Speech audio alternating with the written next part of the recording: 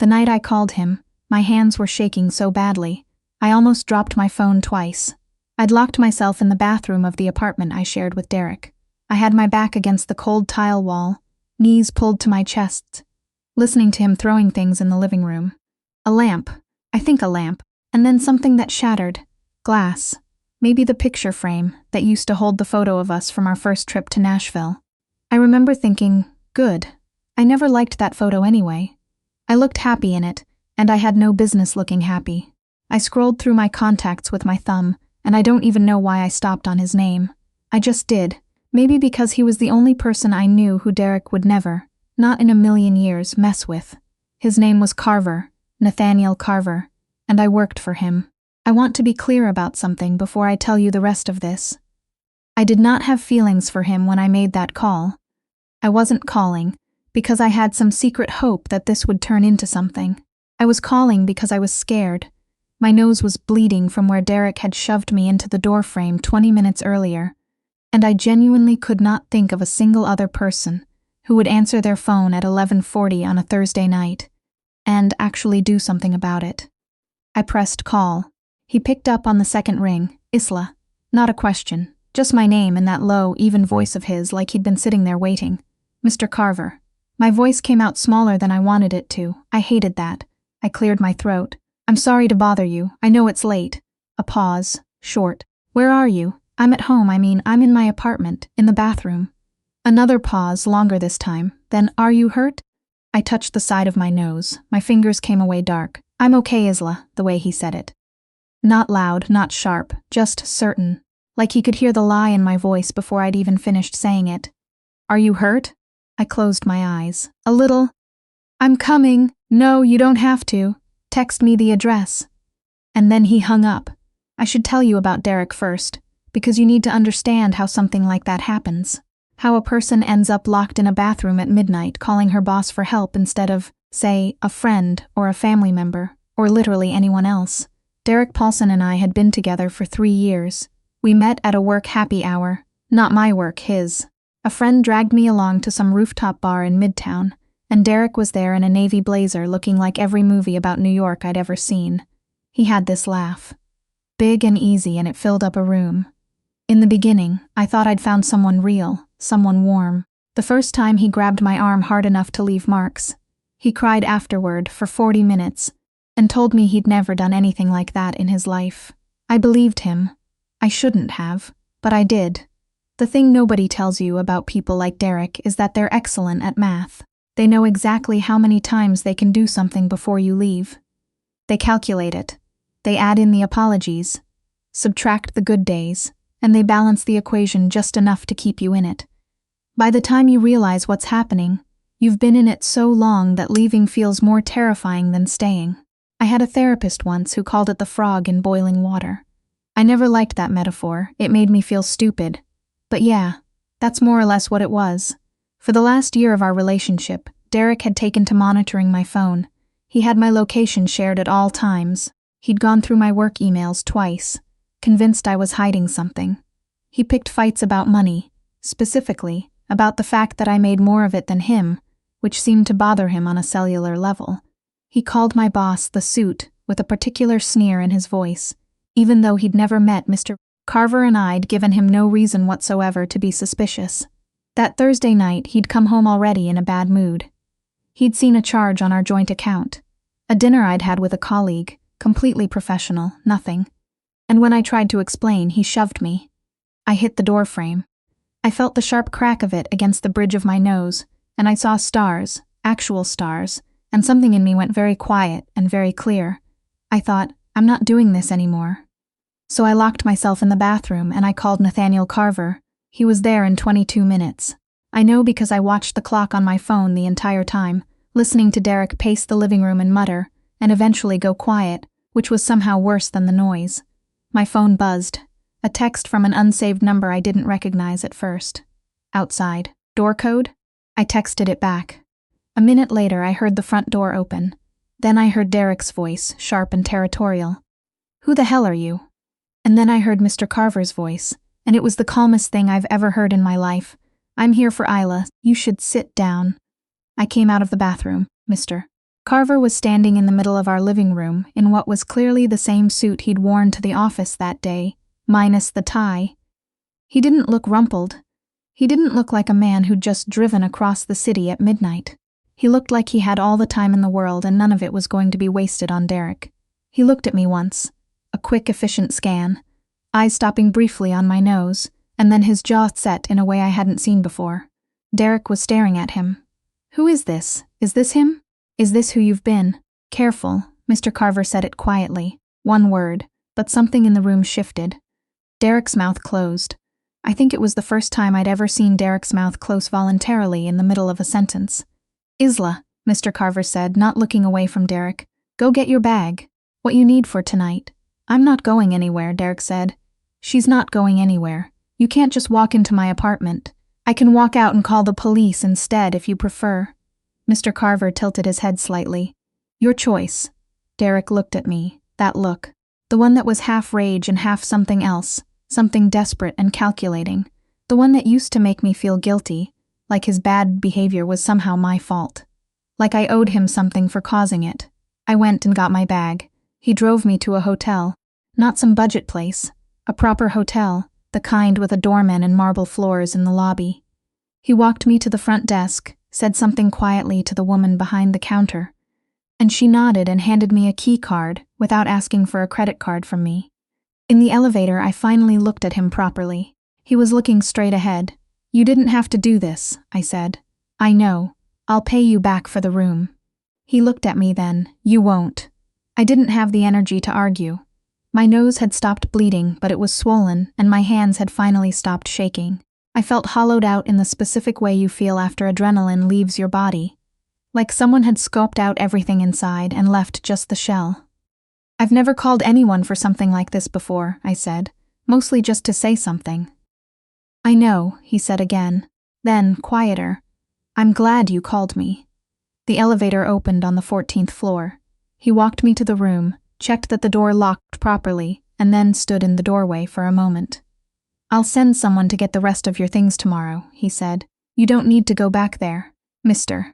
Carver, get some sleep." He paused. "And Isla, when you're ready to talk about what happened, I'd like you to. Not tonight, but at some point." Then he left. I sat on the edge of the hotel bed in the quiet and I cried for about an hour, but it wasn't the kind of crying I'd done in that bathroom. That had been scared, trapped, animal crying. This was different. This felt like something releasing. Like something ending that needed to end. I went back to work 2 days later. I considered not going back. I spent about 4 hours spiraling through every possible reason. Why walking back into that office would be unbearably awkward. Why Mr. Carver would have thought less of me after seeing me like that. Why professional women do not call their bosses in the middle of domestic crises. And then I thought about my direct deposit, my health insurance, and the fact that I actually loved my job. And I put on the best blazer I owned, and I went in Mr. Carver's assistant. I was his lead interpreter at Carver Trade Partners, which meant I spent a lot of time facilitating business negotiations between American clients and international partners, mostly Korean and Japanese firms. Flagged me down before I'd even reached my desk. "He wants to see you," she said. "Layla." She gave me a look that was 2 parts concern and 1 part deeply suppressed curiosity. He moved his 8 o'clock. I knocked on his office door. "Come in." He was at his desk. He looked up when I walked in, and for just a second his eyes did that same thing they'd done in the apartment. Quick, assessing, looking for damage. My nose was still a little swollen. I'd done my best to cover the bruising. "Sit down," he said. I sat. He was quiet for a moment, looking at me. Not in a way that felt intrusive. More like a man deciding which words to use. "How are you feeling?" "Better," I said. "Thank you. For the other night. I know that was. It wasn't a professional thing to do, calling you like that. I understand if it puts you in a difficult position." He frowned. "It doesn't put me in any position. I just mean, Isla." He leaned forward slightly, elbows on the desk. "I need you to hear this. You did not do anything wrong by calling me. You understand that?" I nodded. My throat felt tight. "Are you somewhere safe right now?" "I'm staying at the hotel for now. I've been looking at apartments." Good, he reached into his desk drawer and slid a business card across to me. "That's my attorney's information. She's handled situations like this before. She can help you get a restraining order if you want one, and she can advise you on the financial side, shared accounts, anything else you need to untangle. I looked at the card. You already called her? Yesterday. He said it simply, like it was obvious. I also spoke to building security here. Derek Paulson is on a list. He won't get access to this floor. I looked up at him. You knew his name. You've mentioned him before. A pause. I pay attention. I didn't know what to do with that. I put the business card in my blazer pocket and tried to look more composed than I felt. Thank you, I said. I mean it. He nodded once, then. There's a negotiation with the CO group next Thursday. I'd like you on it. And just like that, we were back to work. That was how it went for a while. At work, we were professional. Precise. He was exacting in the way he'd always been. High standards, clear expectations, little tolerance for wasted time. But he'd always been fair, and that hadn't changed. If anything, I noticed things I hadn't let myself notice before. The way he remembered details about the people we worked with that had nothing to do with business. A partner's son's college acceptance. A client's mother who'd been unwell. The way he thanked people specifically, not generically. The way he was harder on himself after a bad meeting than he ever was on any member of the team. Outside of work, the hotel had turned into a sublet. The sublet had turned into my own apartment. A one-bedroom in Murray Hill. Small but mine, all mine, with a lock on the door that only I had the key to. And I was slowly beginning to feel like a person again. Derek reached out 6 times in the first 2 weeks. 4 texts, 1 voicemail, 1 email sent to my work address that I deleted without reading. After the attorney sent him a letter, he stopped. I wish I could tell you it felt triumphant. It just felt like silence. Like the absence of noise I hadn't even realized I'd gotten used to. I started therapy. A real therapist this time. One I chose myself. Her name was Dr. Ames, and she had a cactus on her windowsill, and she didn't let me get away with any of my deflections. She said something in our 3rd session that I've thought about almost every day since. She said, "You spent 3 years making yourself smaller so he'd feel bigger. You're going to have to practice taking up space again." I was practicing. I'm not sure exactly when things shifted with Mr. Carver. It wasn't a single moment. It was more like a slow accumulation of small things, the way water fills a glass. You don't notice until it's full.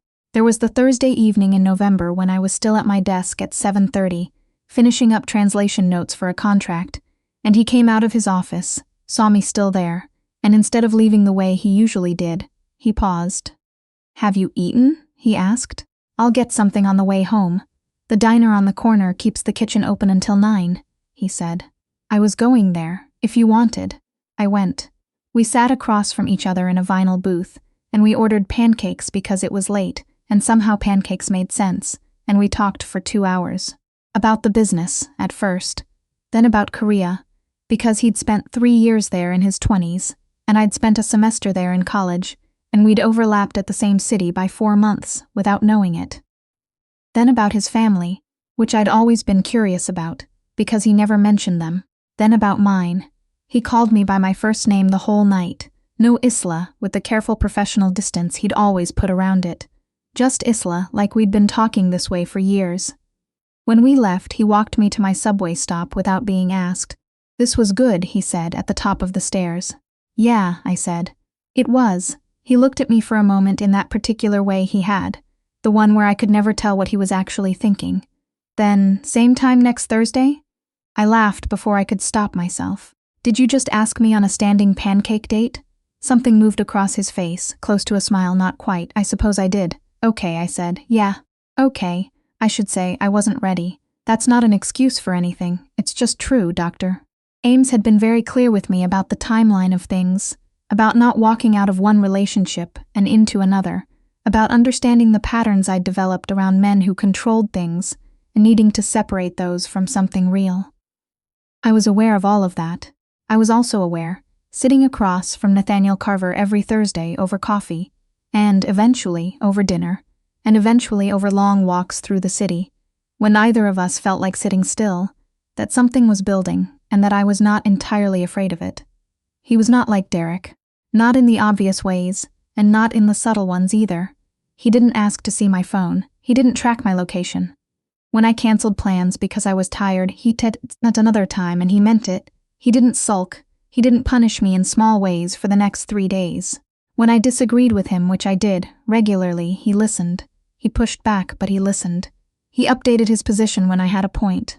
He also did something Derek never once did in 3 years. He asked about my work, my actual work, not just the vague surface of it.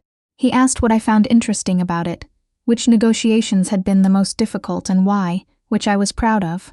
He made me feel like my perspective had weight. I know that sounds like a low bar. It isn't, though.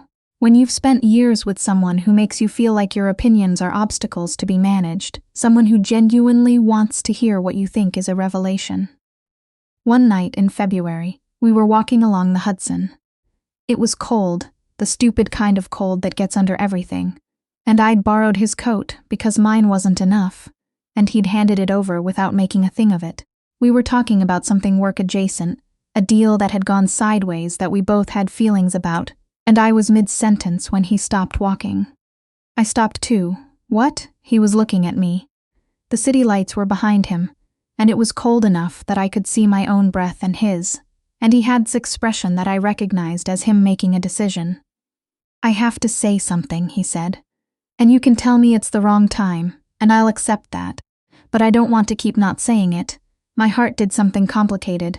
Okay, I think about you constantly, he said. I have for a while, and I'm aware that there are reasons it's complicated, the work, the timing, what you went through.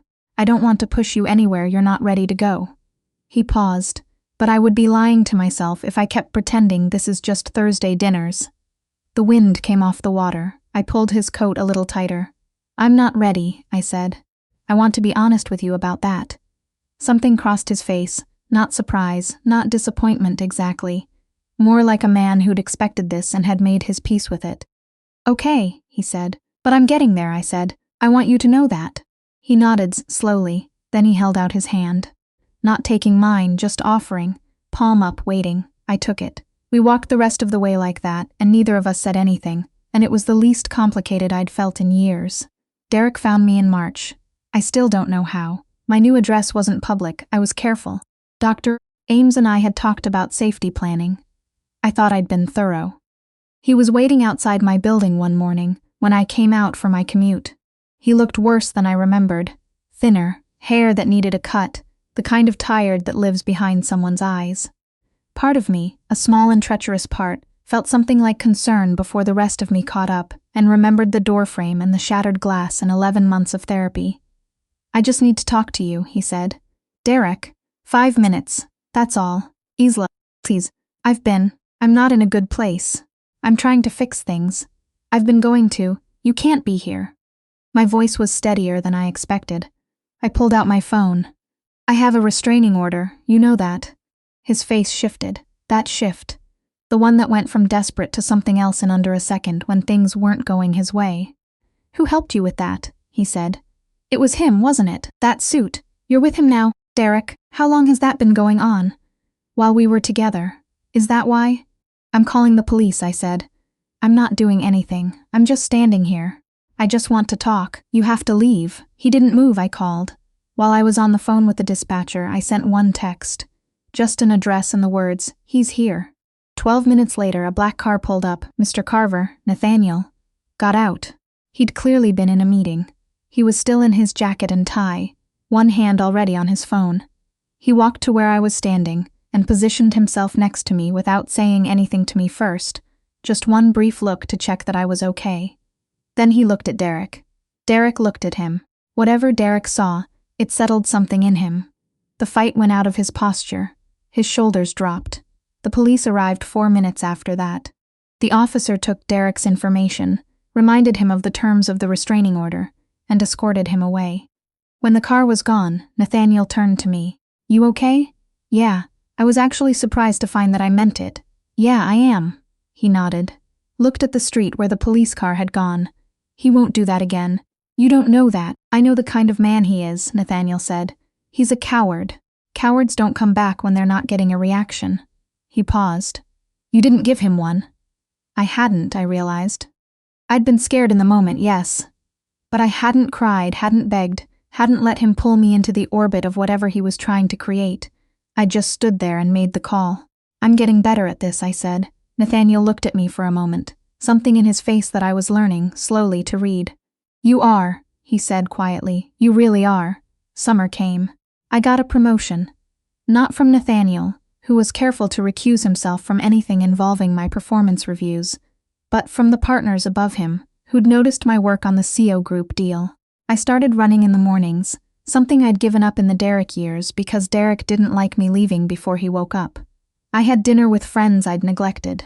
I called my mom more. I realized one ordinary Saturday in July, actually happy, not performing happiness, not building a case for it, actually, quietly, unremarkably happy. That same Saturday, Nathaniel texted me in the afternoon. Free tonight? Yes, I wrote back. He took me to a rooftop bar. Different rooftop than the one where I'd met Derek, different part of the city. The skyline was doing the thing it does in summer evenings, going gold and then pink and then deep blue, and we were standing at the railing with drinks in our hands, and I felt something settle in my chest that I recognized. I was ready. Hey, I said. He turned to look at me. I think I'm there, I said. Where I said I was getting to. I think I'm there now. He went very still. The kind of still that's the opposite of emptiness. Yeah. I looked at him, at the face I'd spent a year and a half memorizing without letting myself name what I was doing. If it's still, Isla. He set his glass down on the railing. Let me be very clear. He cupped my face with both hands. He was looking at me with something so direct and so certain that it almost made me laugh, because it was so perfectly, completely him. It has always been you, he said. That part was never in question. I kissed him first. He kissed me back like he'd been waiting patiently for exactly this moment and had no intention of rushing any of it. Below us, the city kept moving. Taxis and tourists and 1,000 Thursday dinners and late-night walks and small accumulated moments. All of it, all at once. People ask me sometimes, friends, my sister, once a woman I barely knew at a dinner party who'd had too much wine, whether I think it matters that he's my boss. Whether the whole thing is, I don't know, complicated by that. I tell them the truth. Yes, sometimes it's complicated. We're careful. We're transparent. There are guardrails and they're appropriate, and neither of us resents them. But here's the thing nobody asks about. The part I think is actually the point. The night I called him, I was in a bathroom with a bloody nose, and I could not think of a single person in my life who would answer and actually show up. And he answered, and he showed up, and he never once made me feel like I owed him anything for it. He didn't use it as leverage, or as a reason I should be grateful in ways that cost me something. He just showed up because someone he cared about needed help, and then he stepped back and gave me exactly as much room as I needed to find my own way out. That's the part that matters. Not the title, not the building, not the car he drove, or any of the other things that probably look impressive from the outside. He treated my getting better like it was mine, like I was the one doing it, because I was. Derek spent 3 years making me feel small. Nathaniel spent a year and a half watching me get bigger, and rooting for it and waiting. That's the difference. I know that now. I didn't always. On a Tuesday evening in October, we were cooking dinner in his kitchen, his apartment, which I'd been spending more and more time in, slowly and deliberately, at my own pace. And he came up behind me while I was chopping vegetables, and he put his hands on my waist and his mouth near my ear, and he said, very quietly, "Move in with chopping." "That's not a question." "No," he agreed. "It's not." I set down the knife. I turned around. He was looking at me with that expression again, the certain one, the one that was completely unperformed. "Ask me properly," I said. He smiled. Actually smiled, not almost smiled, and it changed his entire face in the way it always did, the way it still caught me off guard. "Isla." He tilted his head slightly. "Will you please move in with me?" I looked at him for a long moment.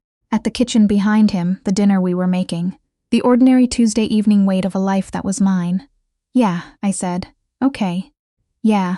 He pulled me in and I let him, and outside the window the city was doing its city thing, indifferent and endless and full of light, and I thought, I almost didn't call him that night. I almost didn't call. I'm so glad I did.